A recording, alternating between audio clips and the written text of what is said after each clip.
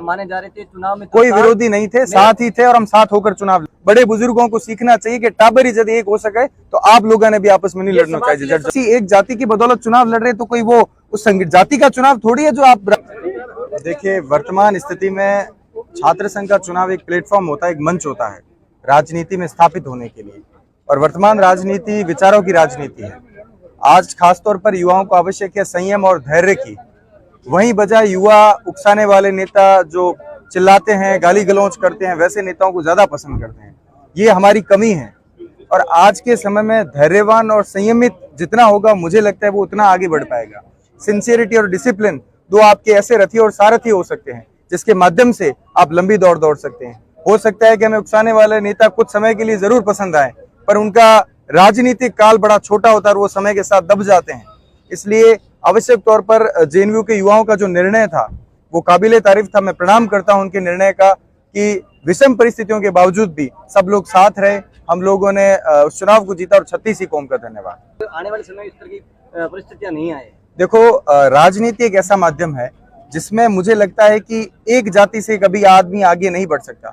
वो स्थापित जरूर खुद की जाति की बदौलत हो सकता है, पर उसको आगे बढ़ने के लिए सभी जाति का सहयोग चाहिए। इसलिए राजनीति में पहला नियम हो कि सब धर्म और जाति का सम्मान करो, और अगर आपको किसी समाज या सामाजिक संगठन की बात करनी तो उसके लिए आप किसी ट्रस्ट या सामाजिक संगठन में रहें तो बेहतर परिणाम रहेगा।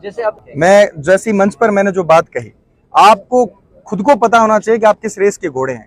अगर आप में लगे कि आप में नेतृत्व की क्षमता है तो आप निसंदेह राजनीति में आइए। आपको लगे कि आप व्यापार अच्छा कर सकते हैं तो आप बिजनेस लाइन में जाइए। आपको लगे कि आप नौकरी पेशे में अच्छा एस्टेब्लिश हो सकते हैं तो आप एडमिनिस्ट्रेटिव सर्विस में जाइए। ये आपको खुद की योग्यताओं पर है। जैसा गुरुजी भी फरमा रहे थे कि आपको पता होना चाहिए कि आप में कौन सी योग्यता है, उन योग्यताओं के आधार पर तय कीजिए कि आपको कहाँ जाना है और क्या करना है। आपको ऐसा कुछ भी नहीं है।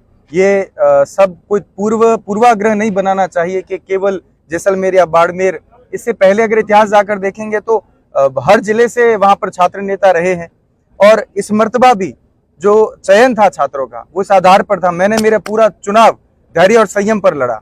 मैंने जहां बोलना नहीं था वहां मैंने खामोशी रखी। मैं जानता था कि आदमी को धैर्य ही आगे बढ़ाता। मैंने एक भी मर्यादाहीन होकर अपनी बात नहीं रखी, एक भी गैर मर्यादित बयान नहीं दिया, और सभी जाति धर्म भी मेरा आज सम्मान करते वहां पर। चाहे मेरे सामने लड़ने वाले प्रतिद्वंदी थे तो वो भी आज मुझे उतने सम्मान देते। मैं पिछले 9 सालों से विश्वविद्यालय में हूँ, और सदैव कभी नहीं चाहा कि मैं कैमरे में आऊं, पर्दे में आऊं। ये मेरी कभी चाह नहीं रही। इसलिए लोग अक्सर उन्हीं को पहचानते हैं जो नजर में आते हैं।